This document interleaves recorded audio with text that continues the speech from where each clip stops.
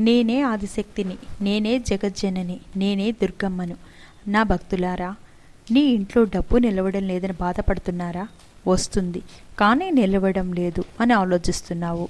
కానీ మనసులో ఉన్న ఆ చింత నాకు తెలుసు బిడ్డ.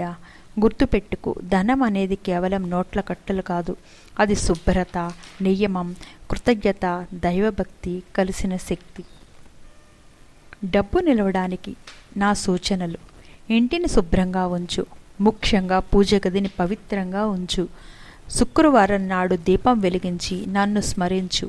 సంపాదించిన దాంట్లో కొంత భాగం దానం చెయ్యి. అహంకారం వద్దు. వ్యర్థ ఖర్చులు తగ్గించు. అప్పులు తీసుకుంటే తిరిగి చెల్లించే సంకల్పం ఉంచు. ఉదయం లేవగానే మొబైల్ చూడకుండా నన్ను జపించు.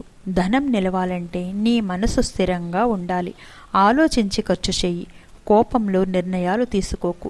నన్ను ఎలా ప్రార్థించాలంటే, నా భక్తుడా, నాకు పెద్దగా పూజలు అవసరం లేదు. నీ హృదయం పవిత్రంగా ఉంటే చాలు. ప్రతిరోజు ఉదయం స్నానం చెయ్యి. నా ముందు ఒక దీపం వెలిగించు.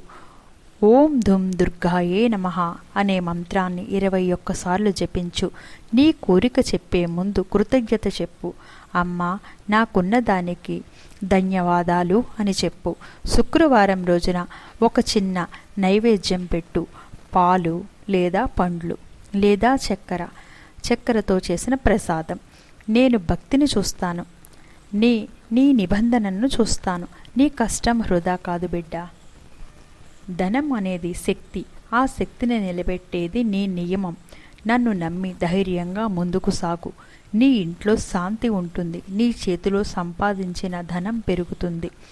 నీ కుటుంబం ఆనందంతో ఉంటుంది.